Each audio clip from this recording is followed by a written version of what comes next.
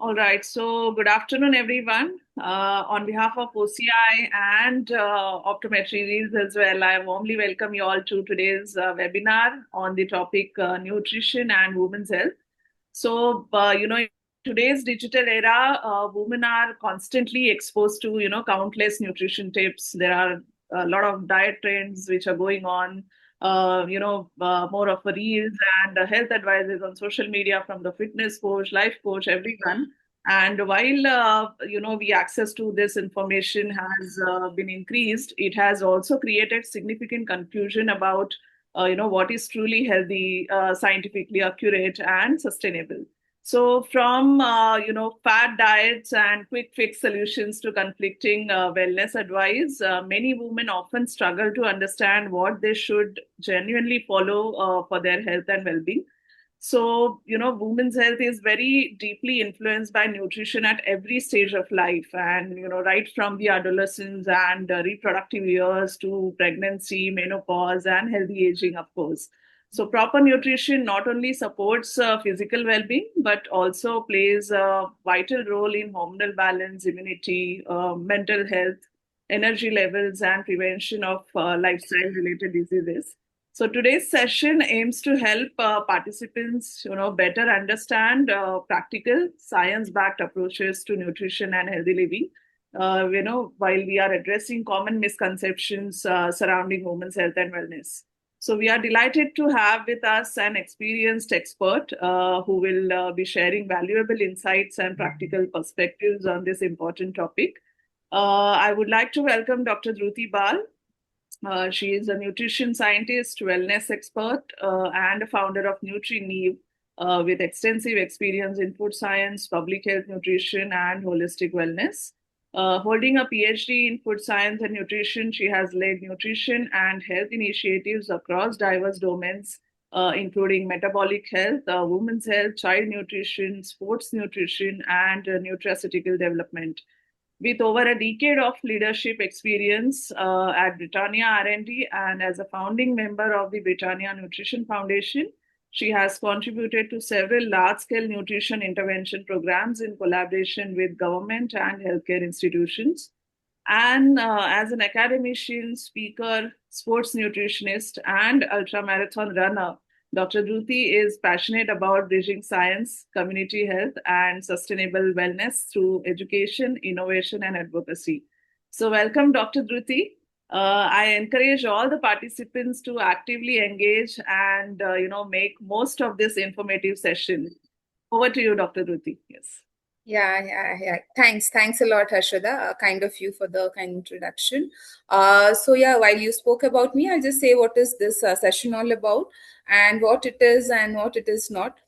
Women nutrition is a very diverse topic, and it goes from there are many touch points that has to be there across the life stages that you spoke, and we get knowledge or information. Knowledge is one thing and information is one thing from different platforms these days, and people are using it. Even me as a nutritionist, even I hear a lot of GAN from people. So it's up to us how we digest it and metabolize it in the body and get the most about it. For the session today is to give what are the highlights of a woman's life, and touching the key points, and then maybe later on we can take one by one. So today I'll be touching upon the key facets of a woman's health, and then going one by one. Yeah, I'm just sharing my slides from here. So yeah, I'll have please, if you have any questions, if it's very you can put it in a chat box or ask me or raise your hand. I will answer them, or otherwise at the end of the session we can take it up as and when it goes. Yeah.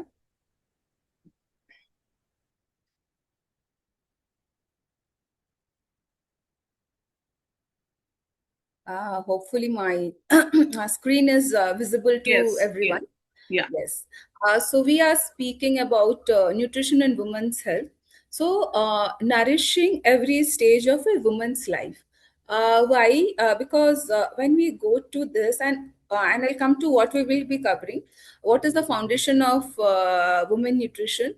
what are the macros, but I will be covering only the micros and the female body, hormones, gut health, and food.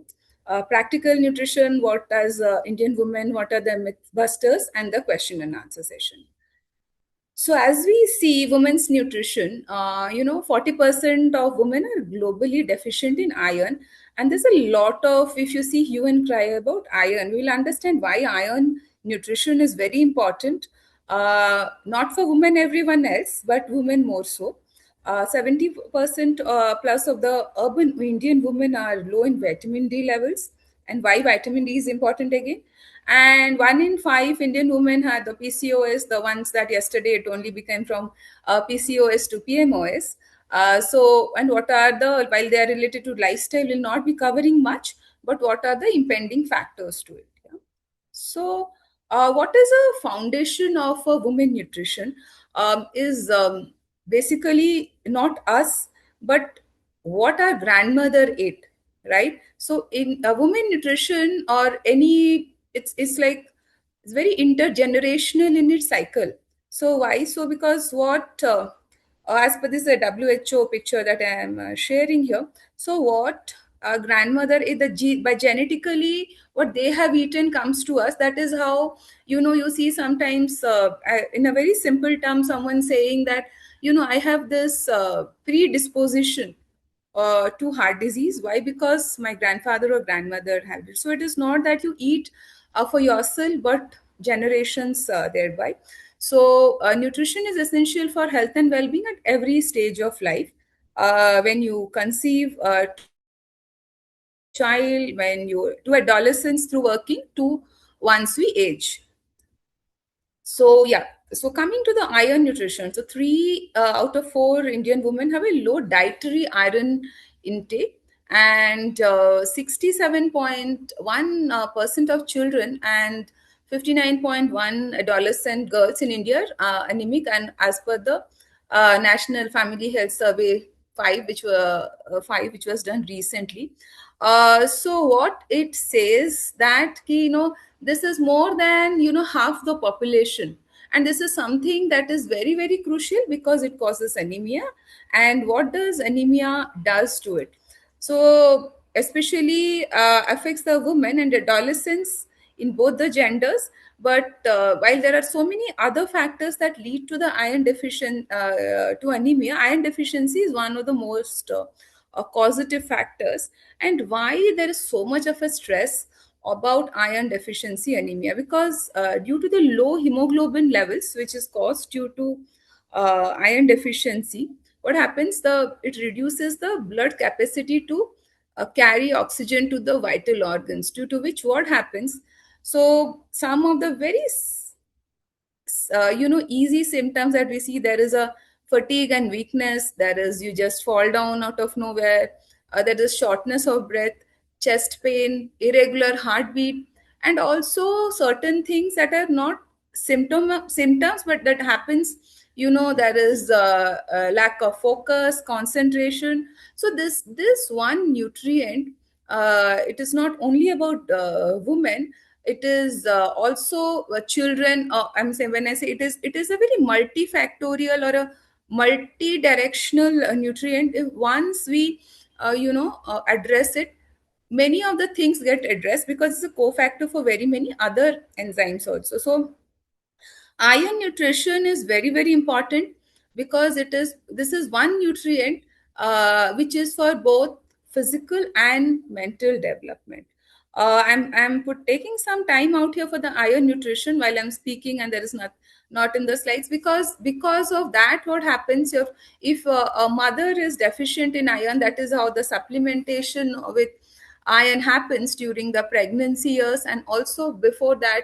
In the adolescent girls, if you see the government programs, or we say that have foods rich in iron, because due to which, if you are not having a proper reservoir of iron, you cannot give your best. Sometimes you fail to give your best, and there is a short. If you are running in your workplace, also you'll have a shortness of breath. You will feel very giddy. There is a bit dizziness. There'll be fatigue. You will just not be able to do what you have to do. That is number one. Number two is that if you see in children or otherwise, the mental development also is impacted. That is why iron is given during the pregnancy also. So this is a very important correlation between iron in most phases of life in any human being. Yeah. So coming here, what are the nutritional needs across the life stages of women? While this is what I've written, I'll come one by one. So adolescence, I have just taken started from adolescence. While a girl is there below, is a child which is below 10 years or 12 years of age, again it is iron, calcium and protein. But when it is adolescent, it is iron for physical and mental development, calcium and zinc. So these are all the growth vitamins and also and minerals. But also no, there is no mineral, there is only this, the minerals, because they, what they do is that they help to build that framework as as the girl is growing. Then comes the reproductive years, which is 18 to 40 years, which is where the iron, folic acid or folate, and B12, they work in tandem to see that there is a overall production of hemoglobin, the body system works properly, and there is the blood, the blood nutrition is okay. So that is how it also helps in the there are other nutrients which are there for the hormonal balance, which we will be speaking on a later on date. Pregnancy and lactation, again related. So other than iron, folate, and B12, there is omega-3, which is the docosahexaenoic acid. Iodine, again, works along with iron and folate and B12 for mental health. Calcium, this overall helps for the mother and also for the fetal development. Perimenopause, this is the talk of the town many a times these days.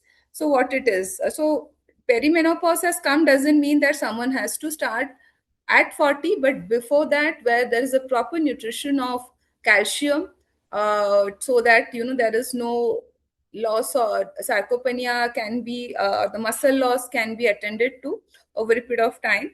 There is a vitamin D levels are okay. The magnesium, again a key nutrient these days. B vitamins, which is very very important for energy release. That is why very important for mental health. CoQ10 for heart health, and these nutrients are for both bone health, which is calcium and vitamin D, and also for mood support, which is your B vitamins. Then we come to post menopause, which is 55 plus. Again, here, if you see, there is a omega 3, B12, B vitamins. So, why omega 3 again, which is DHA? Again, this is for heart health.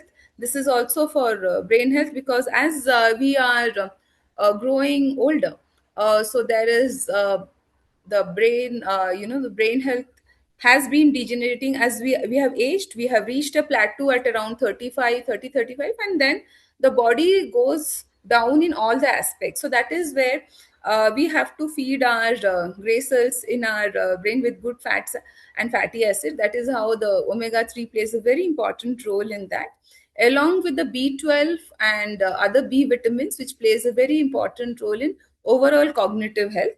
So that is how, if you see, the heart health and brain health is both important in the perimenopause, also in the postmenopause. So one cannot start ki now I have hit 30, or sorry, no, 40, so I will start now. It has to start before, and it is a journey that one has to take, rather than just say that I, now that I have hit, like this is what we see, abhi 40s ho gaya, we have to take care. So it has to be there in each stage of life, because each stage of life in a woman's life has different nutritional priorities. And there is one more thing, there is no one size that fits all. Then coming to, there are, while we told about a couple of nutrients, what are the four critical nutrients for women? While there are much more many, iron, because why? Because as we spoke, it supports oxygen transport, It helps in overall energy levels in the body, immunity also as a cofactor of very many enzymes. Sources.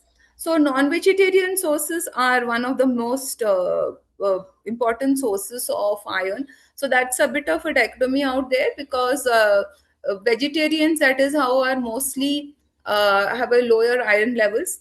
So while we say that spinach is a sources best source is written out here also, but in the vegetarian sources it is one of the sources, because that is why spinach plus vitamin C. Again, when you say that there is a rajma, because pulses do have certain amount of iron, moringa has, but nothing to beat the non-vegetarian sources. So if you are a vegetarian, please check your iron levels, and if need be, please go for a supplementation, because if there is a deficiency, there is a risk of fatigue, there is a loss of hair, overall poor concentration. Yeah. Calcium, as we all know, it is bones, teeth, nerve conduction, and muscle functions. The base sources are ragi, sesame, the dairy products, moringa, and for people who eat soya based products, it is tofu. And the deficiency risk about, there is osteoporosis, there is muscle cramps, and also leads to dental decay at some point of time. So, and then vitamin D, the sunshine vitamin, because it's required, vitamin D and again vitamin K, both of them are required for the calcium absorption. This is also a growth vitamin. It's required for immunity, mood, and also many a times it is related to risk of, if lower levels of vitamin D is seen in diabetes and other lifestyle disorders. So it is very important to have a good levels of vitamin in the body. So without that, there'll be bone pain, depression, lower immunity, and we name them. The last but not the least is folate, required in, again, see, all this iron and calcium is required in mgs. Iron requirement will come in the next slides about the requirements, but this is some in micrograms, but is a very potent vitamin, which is folate or B9. So this helps in the this is the epigenetic vitamin. So means that, say that if there is a genetic thing that is coming, it helps to what do you say, correct the if it is not there, there can be it can affect the genetics also. Yeah. So so why it is important, it is for cell division, it is many a times it's required in micronutrients, but if it is not there, there can be neural tube defects in the fetus also. The best sources are lentils, which is the pulses, especially the ones that have a skin, anything that is dark in color, green leafy vegetables.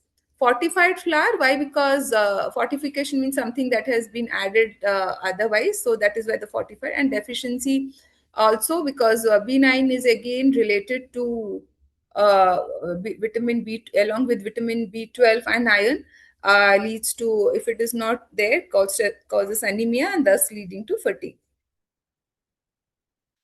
So here, let us come to something called, many of you would have heard, something called as a recommended dietary allowances, or the RDA.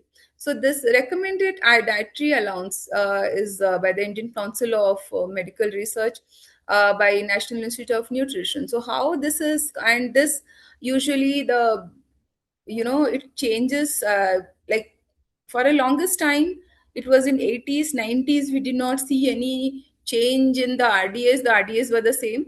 2010, the RDAs change again in 2020, and there is a bit of a revision here and there, as in the Indian RDAs in 2024 also.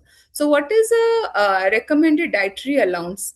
This is something, if you see this one, this is RDA for a balanced diet for a sedentary woman, and this is for a moderately active woman. So if you would understand what is a sedentary and a sedentary or a moderately is defined by the amount of the physical activity, or the what is the lifestyle of a person.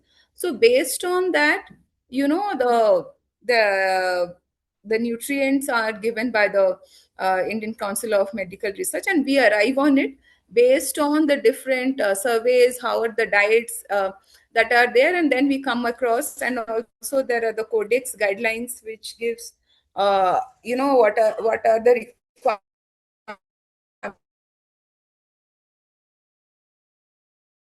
have the Indian counterpart.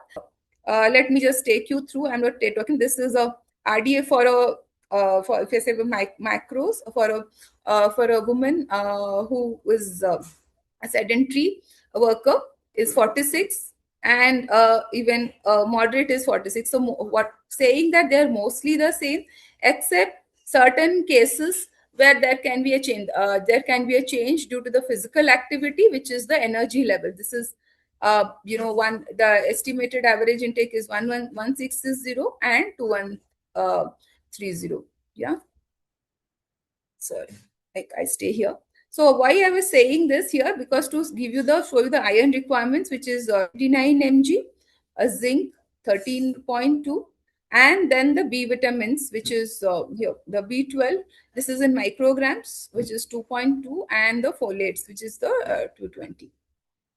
So these micronutrients, that is increased levels as the woman is pregnant, which goes from 227 mg. This trend you will be asking that why it is why a woman during the pregnancy age we see the doctor saying that 100 mg and more, and why it is 27 mg out here, because this is the amount of the viable iron that a woman needs. So once the consumption is there, how much, based on that these figures are arrived at.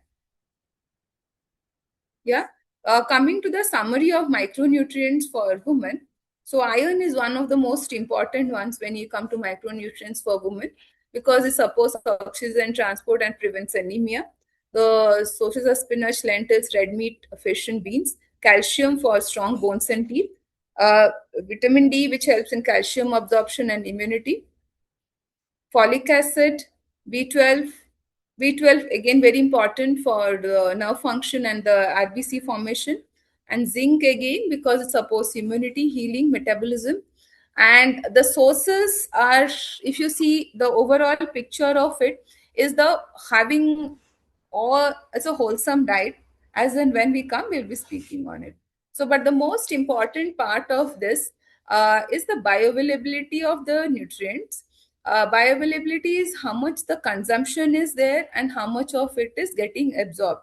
So if I am saying that iron I am consuming around from different sources, so depends on the source, there is a bioavailability which is like if 100%, if 27 mg is taken, if it is animal source, the bioavailability will be 70 to 100%. Wherever it is a plant source, because it will have phytates and the oxalates, the bioavailability is lesser.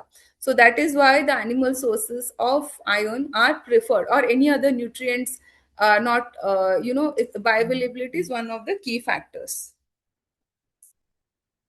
Then coming to the next one, which is hormones, gut health, and food. So the estrogen gut brain back axis, which is it's very underrated in a woman's health.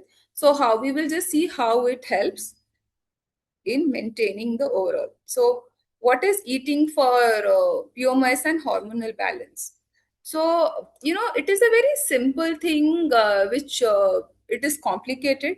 It is a very, when we come to the diet and lifestyle, it is not about, taking a supplement. The same thing, you have to see how you balance your diet so that all the nutrients or the active nutrients that can be there, you can get directly from your food rather than depending on an external source. I'm not saying don't take an external source, but try the best. If that is not possible due to convenience, lack of time, go for an external source. So favor low GI carbohydrates. What is a low GI? Low GI is nothing but glycemic index. Glycemic index is mostly related to the fiber content and overall how the body, how a carbohydrate gets absorbed in a body. So this is if you have the millets which have a high fiber content like oats, dalia, or the quinoa, so that is the reason you have a low GI. The high fiber vegetables and the legumes again. Omega 3 rich foods, for vegetarians it is flaxseed, some amount of in walnuts and other nuts and oil seeds also, and the fatty fish, especially the sea fishes. There are anti-inflammatory spices which are there, which is turmeric, cinnamon, jeera, and some others are there. Lean protein.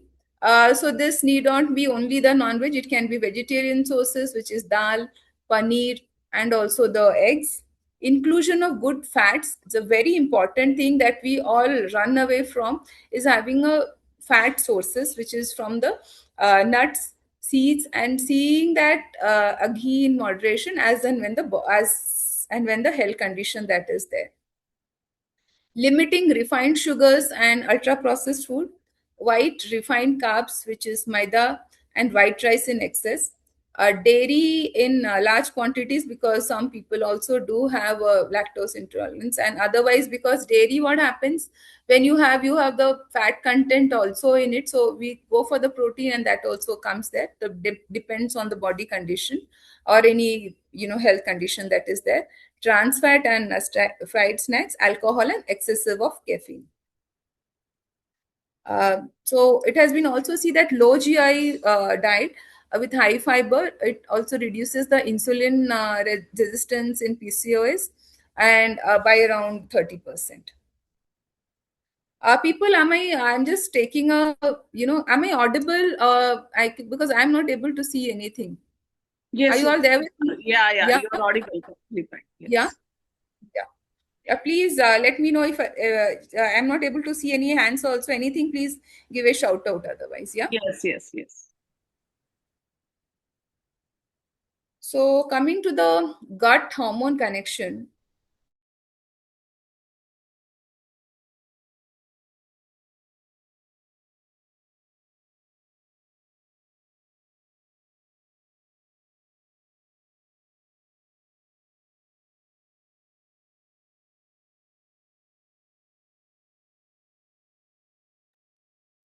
Hello, Dr. Dhruti.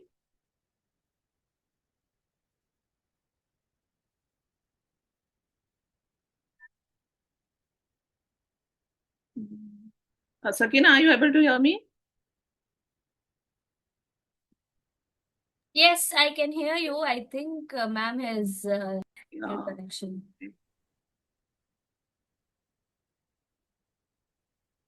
Dr. Dhruti, are you there?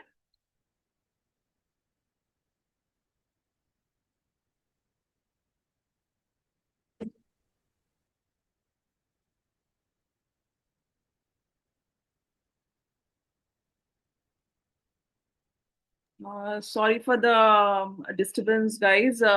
Just let me connect with Dr. Dhruti.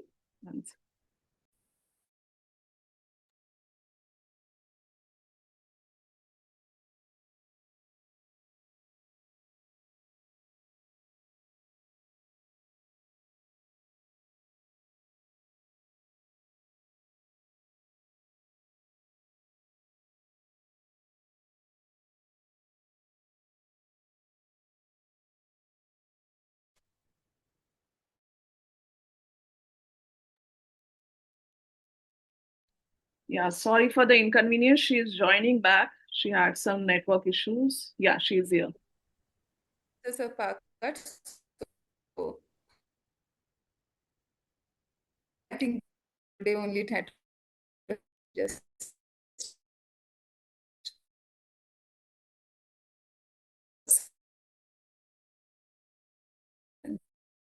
that went. Yeah. And now that I'm thinking questions, uh, you you find it as slow? Can you just tell me? Who are in there?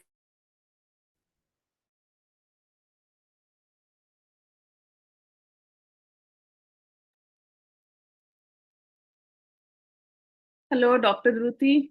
You there?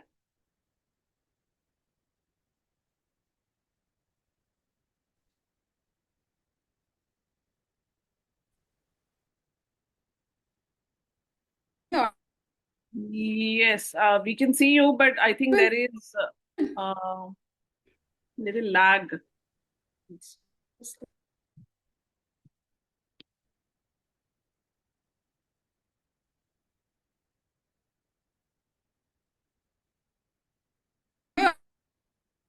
audible? You're audible, but there is a lot of disturbance.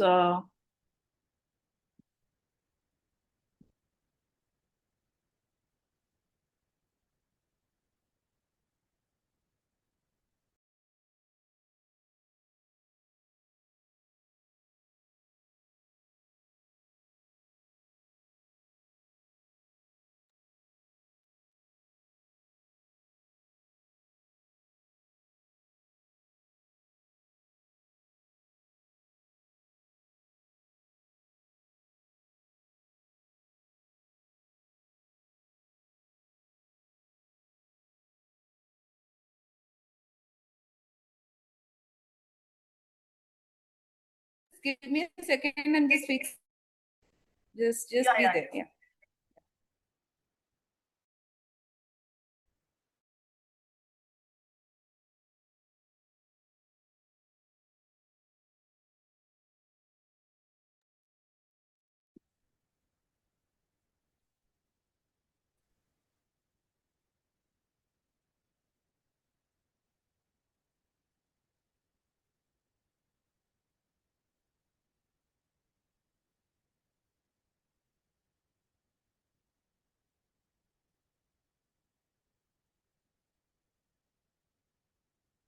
Okay, meanwhile, Dr. Druti is trying to reconnect. Please put your answers to this question. We had asked this during a poll when we launched this session on the Instagram. So, and Dr. Druti just covered this topic. So, if you know the answer, please put it in a chat box.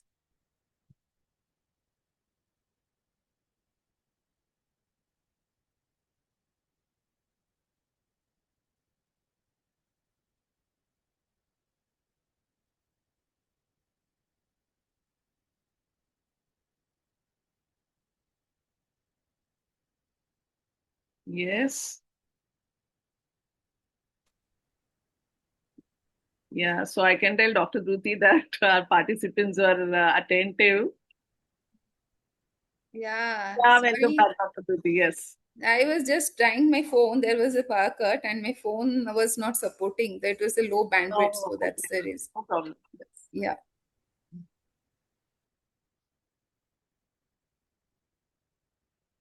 We were here. Yeah.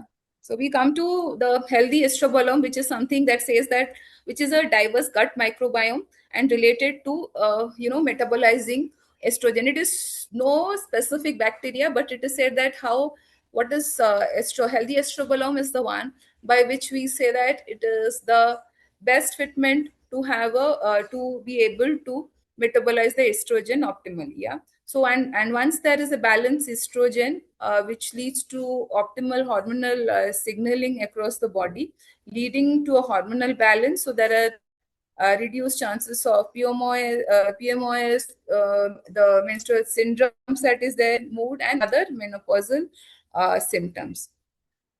So, what are some of the gut supportive foods for women? So, that is what we want to know, because that is how, not for women. While we are speaking for women, this is because this is a forum for that.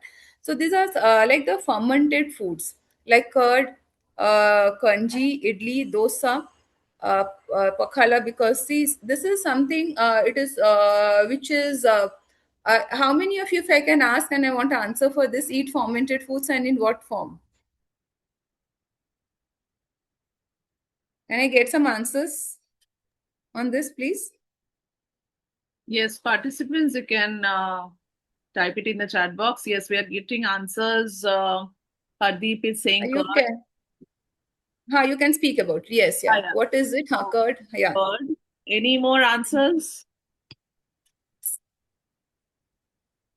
So Okay. fermented foods are nothing but the probiotics. While what is the difference between a curd will have a different microorganisms as a probiotic. When you eat a probiotic which is labeled as probiotic, it will have a specific species of a probiotic. It can be a lactobacillus, it can be a bifidobacterium, which as an which is which has been there in the market for some time now. But if we have to see the gut support for the overall gut microbiota, it is always important you have a mix of probiotics, which is from different fermented foods, and also the prebiotics. The prebiotics are nothing but, this is what you'll be hearing, nothing but they are the food for the because the probiotic is a bacterial strain. So the probiotic feeds the onion, it can be garlic, it can be the many different kinds of fibers, which is oats and the wheat bran. Now, third and the most important is the polyphenols, not for the gut and the overall health, which is having fruits, vegetables, which are colored, which is you can take berries, you can take turmeric, epigalactins or catechins from the green, epigalactins and catechins from the green tea. So this overall helps in and has antioxidant properties and helps in the gut health and overall health also. Then the omega-3 fatty acid, which you get from flaxseed, almonds, walnuts, fatty fish, and again the green leafy vegetables. See, there is not no, while what we do as a supplement is we depend on a single source, which is which is more of a concentrated source to give to our body, saying that if we feed on this, the condition that we are addressing will be okay. But it's always the approach should be that you should consume this through the day, through the different meals, so that it is not one day things, things will be okay, but over a period of time there's a journey that you take. Yeah. So let us see what is the nourishing that has to be happening the transitioning years, which is in the perimenopause. So what are the common, which is before the menopause is just hitting in? There is a loss in the bone density, which is 20% in the first 5 years, around late 30s, when it just starts from there. There is a weight redistribution. So if someone is not exercising, not doing anything, any physical activity, and not taking care of food also, so there is a central adiposity that happens. There is a sleep disruption and fatigue, as the metabolism is coming down. There is a mood changes and brain fog. The disease risk of cardiovascular diseases increases, and there is more uh, uh, this thing to the joint pain and the muscle loss due to all the reasons that are there. Yeah. So what should be the nutrition priorities? So take a calcium and vitamin D to protect the bones actively. So either you can take it directly from the different sources, having a calcium rich diet from which is rich in milk products. But if you cannot, you can just also take a supplement, so that the bones are protected, along with vitamin D and vitamin K2, which helps in the absorption of calcium in the body. Omega-3, which is also for, along with the heart, it is also for the brain and the mood. So you can take from supplements, and also take it from the different fatty fish and the flax seeds. Magnesium for the muscle cramps, sleep quality, and the bone health. Protein, make sure that the protein is divided through the day in the different meals, and not one concentrated source. If at all that can be possible. Phytoestrogen from which will act as an estrogen from soya and the flaxseed, because they gently mimic the estrogen impact effect, and reduce added sugar, because it worsens the hot flushes, weight, and may lead to weight gain and the mood swings. So coming to what are some of the practical nutrition for the Indian women. So depend on the desi superfoods. This is just a bit of it which every one of us use, but we should know what it gives us. There is millets. Everyone is speaking about millets. So millets are a good source of dietary fiber, calcium, magnesium, and other minerals. But here I will say only one thing. How many of you have millets?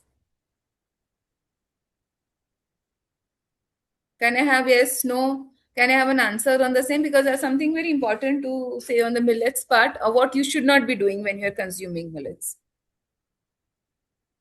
No one eats millets? Okay, fine. So millets are good sources of fiber, and if you want to have a part of the low GI diet, because everyone wants to eat be satiated also, but not add bulk to it. Millets help quite a bit, but always remember that when you're having millets, please soak it overnight, because millets have a lot of anti-nutritional factors and if they're not, and the best way to anti-nutritional factors are the ones which when you consume, they will impact the absorption of other nutrients. Like if you are, sometimes it will hinder the iron absorption. So once that is hindered, so what happens, your iron deficiency can happen because iron is not getting absorbed. So soak the millets overnight. In the morning, drain out the water, then only have the millets for different preparation. There is moringa or the drumstick leaves. There is sesame, which is a good source of calcium, and also they have lignans which support the estrogen balance.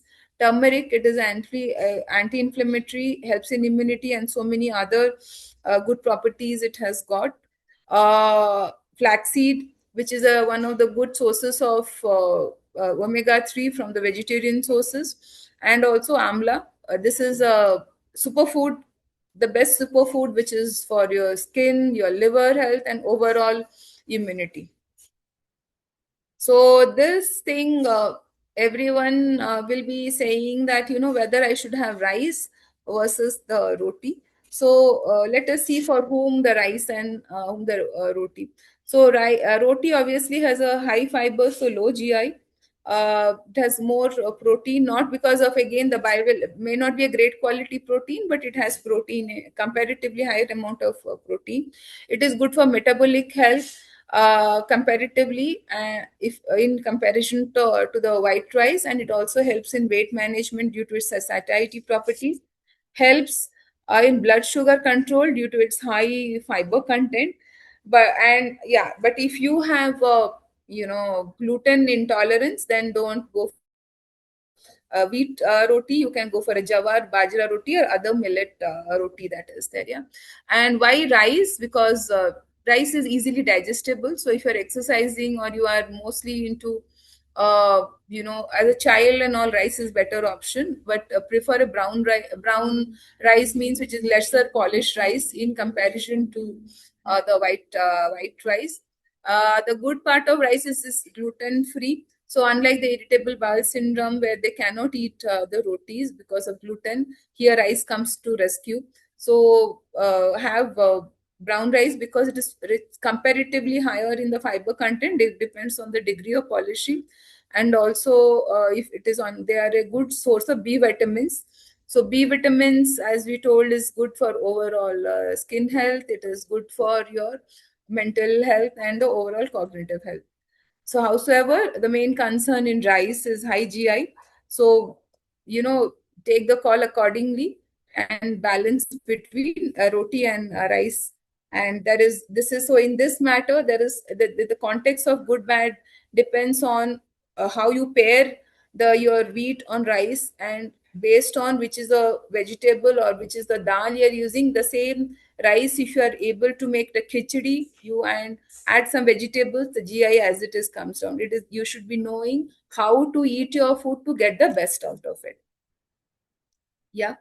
So some other myths I wanted to just speak on is on why eating fat is good or bad for you. Why is soya?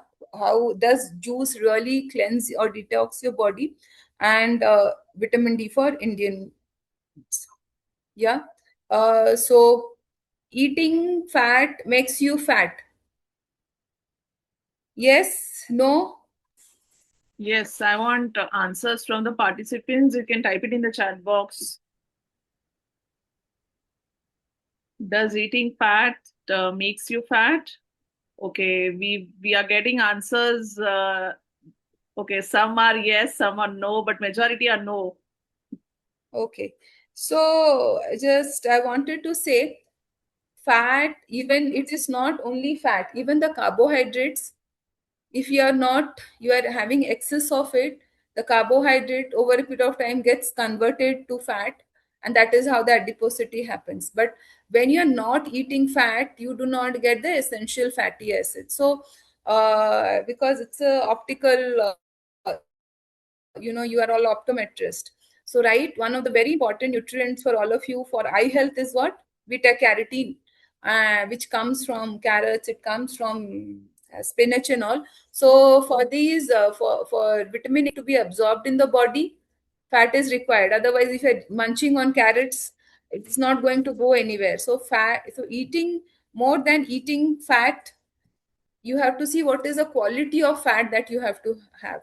The quality of fat is very, very important. And healthy fats, which is from ghee, nuts, and oils, are essential for female hormones. And estrogen and progesterone, they require dietary fat to be synthesized. If you are not having it, you'll have other issues, which then you go to the, address it in the other way, and not knowing that the main reason is that it is not getting metabolized in the body. Yeah. So the goal is balancing it out, carbs and fat, and not just stopping the, I see people, even the carbs also they stop. Having said that, while this was only about the fat, they stop the carbs also. They eat only protein then.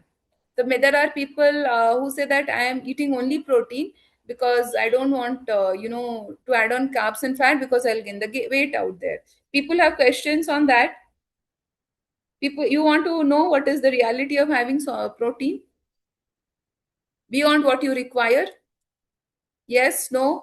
Otherwise, I'll skip to the next one. Yes, people are commenting yes.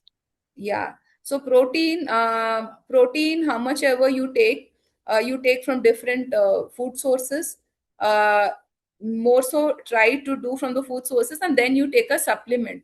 Just because you are taking 30 grams of protein through a supplement doesn't mean that everything is getting absorbed in the body. So absorption is important, and protein, if you're taking without the carb, the protein has a carb sparing action, which means that if you have not eaten the carbs and you're only eating that protein, the protein gets used as carbohydrates. It doesn't get used as protein. It doesn't go for your maintenance. What does the protein do? Protein does a body tissue repair and body building, and means it's a function of cementing the body, and it's for bones and muscles. But if you are not having the carbohydrates, so the body lacks it. So when you are and when you take a diet only rich in protein and there is no carbohydrate to support it, that protein is expensive source, it goes as a carbohydrate only. Yeah. So don't just have when you are having a protein, make sure that you have had enough amount of carbohydrates and to support it, your food, and not having the blindly the proteins out there. The second myth is soya is harmful for women with hormonal conditions. The reality is that soya phytoestrogens, they have isoflavones, which is genistein and digoxin, which are much weaker than the human estrogen, and they actually modulate estrogen receptors protectively. And studies show soya is cardioprotective, and it also reduces the menopausal symptoms. So because many women, they don't have it, saying that what will happen, but it certainly helps at some and many people have, and there are certain studies to prove the same also. You get enough vitamin D from Indian sun. Yeah, although we get the sun, but our body parts are not exposed, and also the amount we absorb is very, very low. So if you are not getting enough of a sun exposure, you may be vitamin D deficient.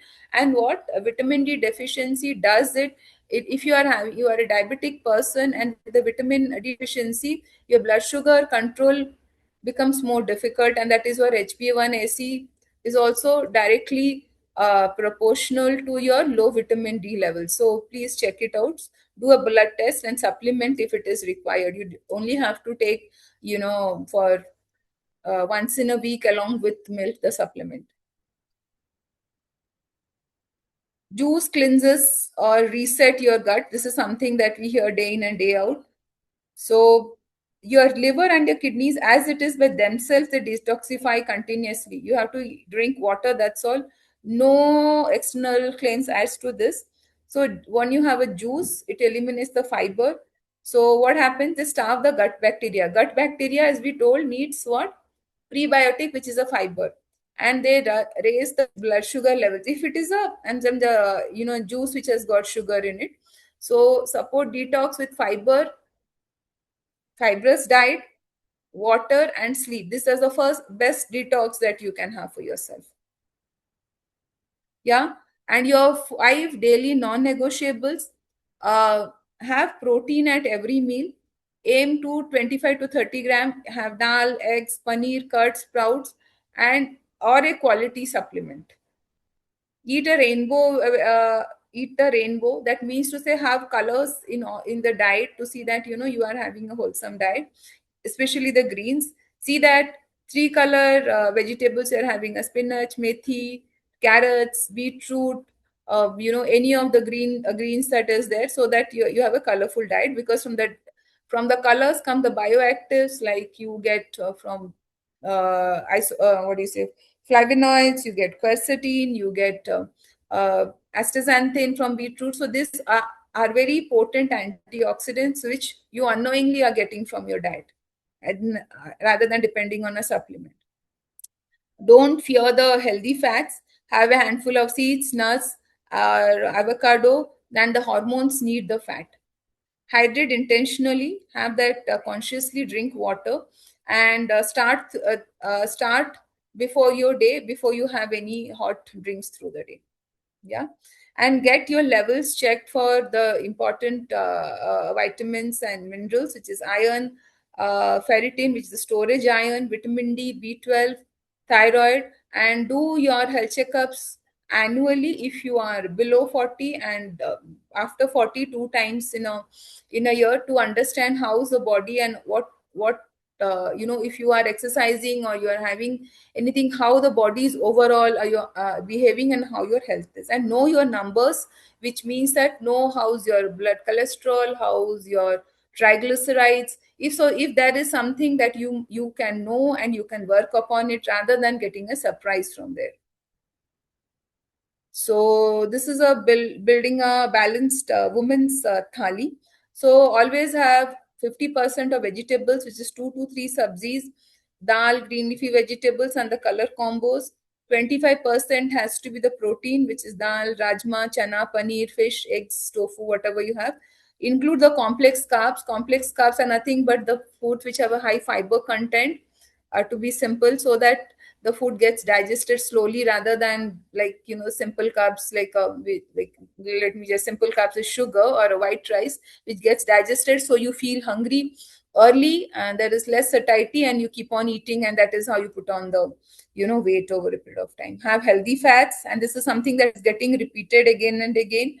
Add on pre and probiotics to your diet. Probiotics have homemade pickles. Add lemon for iron absorption. Have but gut curd or buttermilk for your gut health. Yeah, this is it. I think I'm on time. Yeah, almost on time with the thing. Yeah, this is a quiz for all of you. Very simple. So what is the answer to this? Iron is crucial for adolescent girls, pregnant and lactating women, or growing up girls, or all of them. Yes, we are getting comments, all of them. Yeah, iron is very important during this life stages, even for children. For everyone, iron is very, very important, because that is why every time a health checkup report, because that is the main part of the blood that goes through across, it carries oxygen to the body. So the good levels of iron is very, very important, in one of the backbone of your health, that says that things are going on okay in your body. Yeah.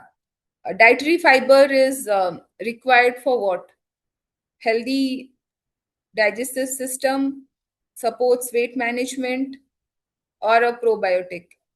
You have two more options: A and B and ASC. Yes, any answers? They're confused. Yeah. Okay, few of them So, are confusing both A and B. Some of them are A and C. So this is a bit of a, this thing because I wanted to speak on this. So dietary fiber is for digestive system because that is how it helps because of the fiber content, the gut microbiota is taken care. It is a prebiotic. It's not a probiotic. Probiotic is the microorganism, so it acts as a food to the probiotic. So it is, and also because it is a dietary fiber, they add bulk to the diet. And then what happens when you add bulk to the diet is that you're more satiated. Means satiety means you can eat more, but you eat more, but you have not taken too much of a carb intake and all because it is fiber. So that helps support the weight management. So dietary fiber helps in digestive system, the overall gut microbiome, and also helps it to support the weight management. So what is the full form of RDA? The very simple thing. This is something that because why I'm saying this, because people just take the supplements left, right, center, or anything. Just go see what is your requirement and then have. So RDA is a full form for acronym for recommended dietary allowances. How much as per your age specific, how much the nutrients that you require is RDA. There are micronutrients and for the micronutrients also. Nuts, ये तो मैं रट के nuts and oil seeds are good sources of what? At this, people have to say, this is the last question now. Yes, people are commenting fats.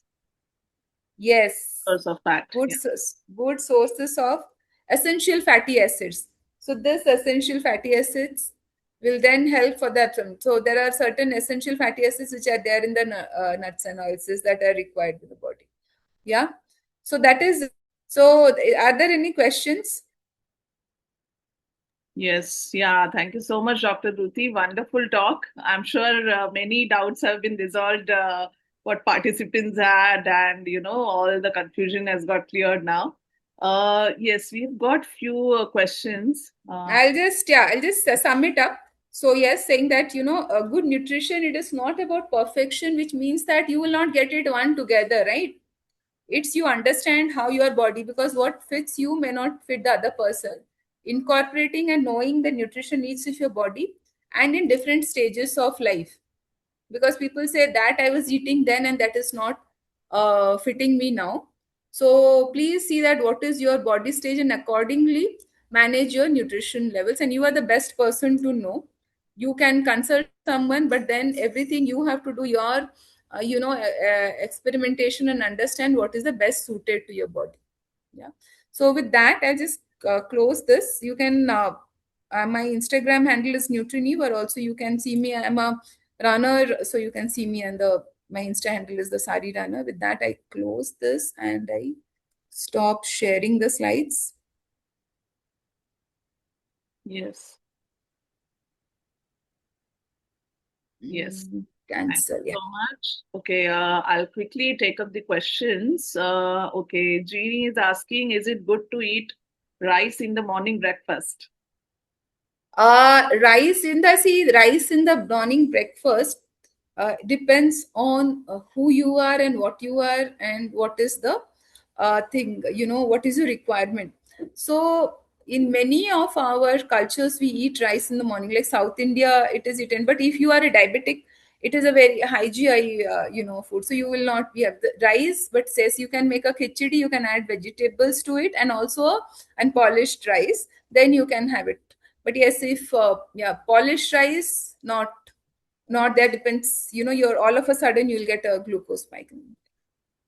Okay, next question. Mona Lisa is asking, ma'am, could you please suggest some essential food items that should be included in the diet of people living in hostels? Especially this is yes.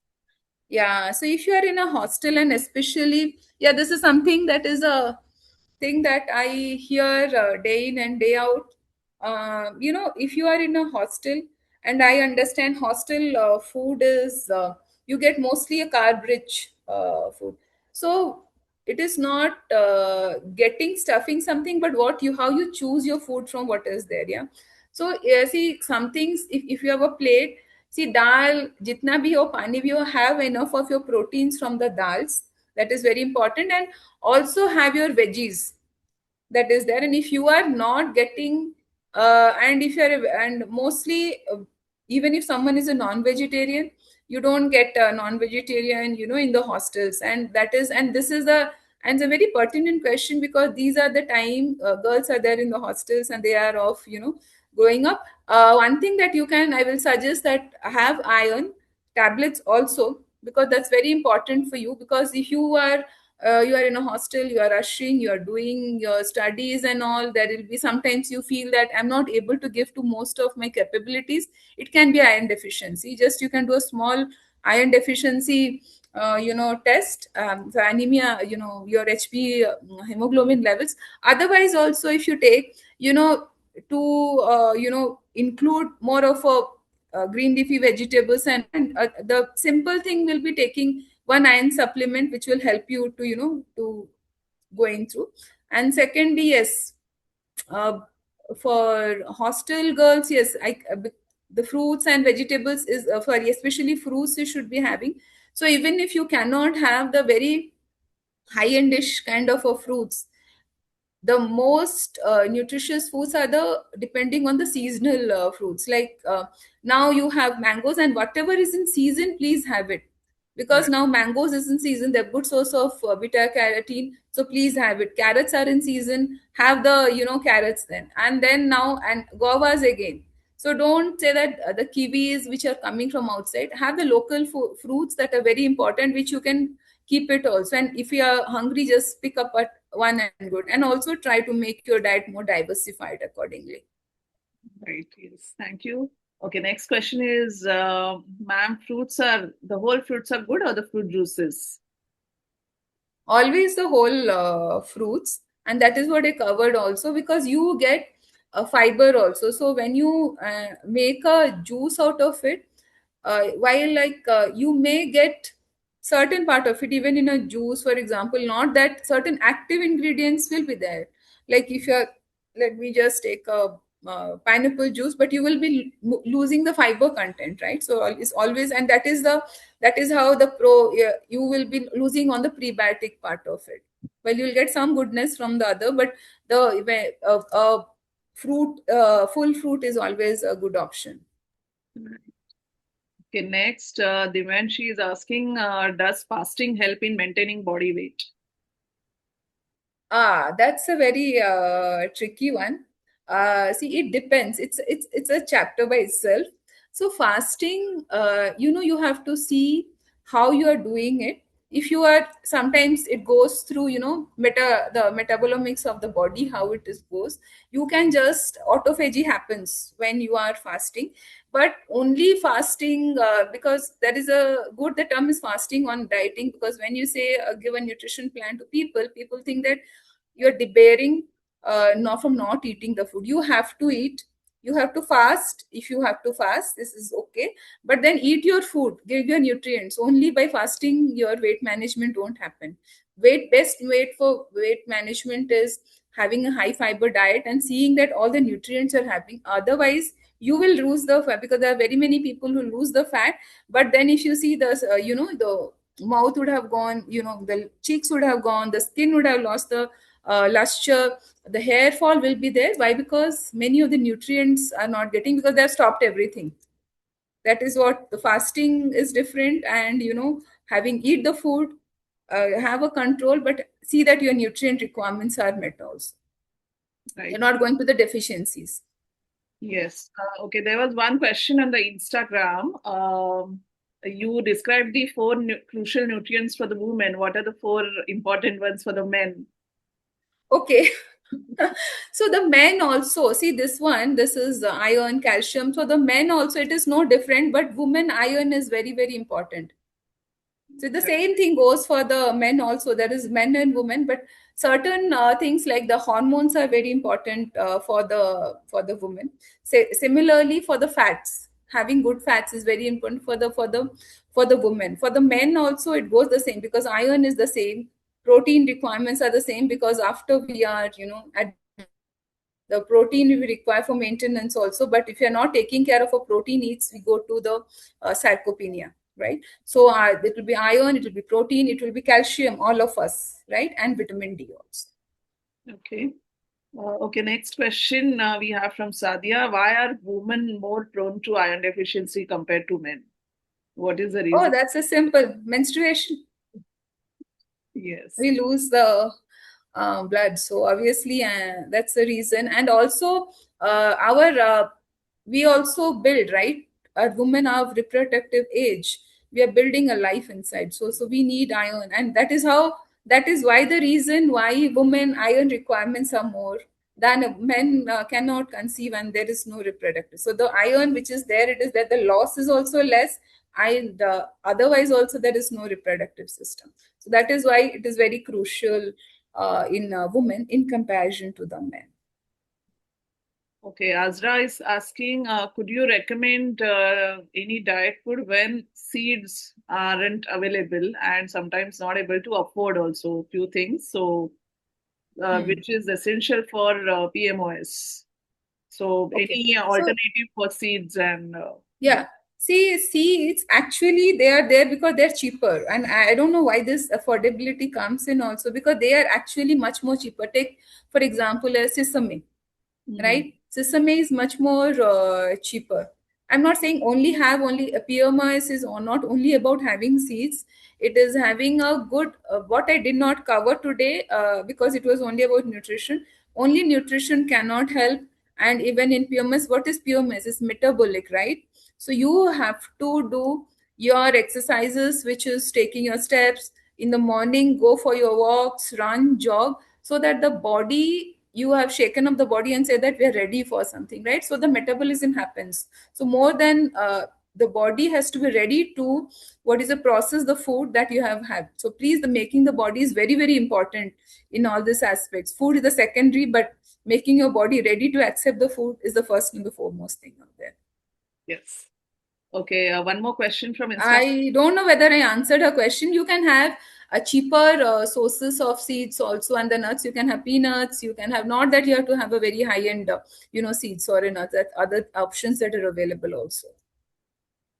Correct. One more question from Instagram. What should I do if iron supplements are not being digested and they cause vomiting after taking them? Okay, iron supplementation is see, iron supplementation is causing vomiting to you because of your what is your GI tract is a bit weaker out there. So what would you do is that first of all stop it. Secondly, see for less. There are different kinds of iron supplements, right? Go for an iron supplement. Consult, which is less, like you if you're taking a ferrous fumarate or a ferrous sulfate, it will act directly and you will have the vomiting. There are less gentle sources of iron, that of iron supplementation, that you can take it from there. Right. Okay, we'll take a last question. I think many of them are asking for a diet plan for the weight loss and everything. So I guess it cannot be discussed in the session. She needs to have your all the details and everything. So you can just mail her if you have any queries, or ask her in DM on Instagram. She has already given her handles, and we'll be able to provide you her email ID as well. We'll take a last question. Monali is asking, she has a hypothyroidism or any better diet choices because she is suffering from mood swings and anxiety. Yeah, Monali, if you have heard my, what I was speaking, and as I was speaking, hypothyroidism is what? It is that it is again a metabolic and your endocrine. The body is not able to produce enough of the hormone. So what you do is that uh, before coming to food, get up, have a glass of warm water, go for a walk, run, jog. See that you are having minimum 30 minutes of your activity before you have the food, because that is why you're prepping the body. Yeah? So from hypo we are making to normal. Hypo, it is levels are low.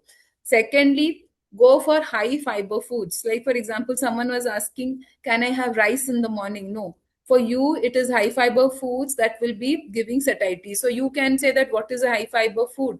If I say a daily thing, what you can eat, let me just have a breakfast which is Indian breakfast, have a simple roti and sabzi. I'm not going to anything else. Have a roti, which is a whole grain roti, no atta maida, add some bran to it, and have a sabzi. That is the best breakfast for you. And also in between have something, and see that you are adding more bulk to your diet. That will help. And in between, if you are a working girl or you're a student, see that you're moving around so your metabolism is going up. And after every meal, go for a walk so that it is raising up, and you will see your hypothyroidism is addressed within some time. Right. Okay, thank you all. We've got some good comments. Thank you so much for the informative session. Thank you so much, ma'am. Wonderful session, Dr. Bal. Yes, Thank you. you can Pleasure is small, see ma'am. comments in the chat box. We are actually, it's 4:15. So as we, come to an end of this session, yes, thank you, Monali. So I would like to extend our heartfelt thanks to our esteemed speaker, Dr. Dhruti Bal, for sharing valuable knowledge and, practical guidance on the importance of the nutrition in women's health and well-being. And I'm sure, it must have cleared all your doubts. And the session is, it was very well highlighted how informed nutritional choices and, healthy lifestyle habits can contribute significantly to better health outcomes and overall quality of life for women across different stages of life. So thank you so much, Dr. Dhruti. Thank you. And we also sincerely thank Dr. Noor and Optometry Reels for all the support and hoping for more collaborations in future. And of course, thank you all the participants for your active engagement, all the thoughtful questions and comments and enthusiastic participation throughout the webinar. If you have any queries or if you want any guidance on your diet plan, please contact Dr. Dhruti on the given email ID. So thank you so much on behalf of OCI. Thank you once again for being a part of this important discussion and wishing everyone a good health and wellness ahead. Thank you all. Thank you. Thank you so much, and wishing you all the best. And I would like to say again, as I started in the beginning, I'll just say that I know the doubts will be there. But don't go with any trend. That is very, very important that I say, because that person is doing, just because a reel has got so many likes on the Instagram doesn't mean that it's the right thing to be done. Right. So be aware and be safe from it. Don't get into it. It is like no one is saying this to you, but just when things open up, then you'll say, why did I get into it? So be aware of it, and don't follow things because my friend is doing this with me. Yeah, all the best to all of you. Thank you so much. Thank you so much, everyone. Yes.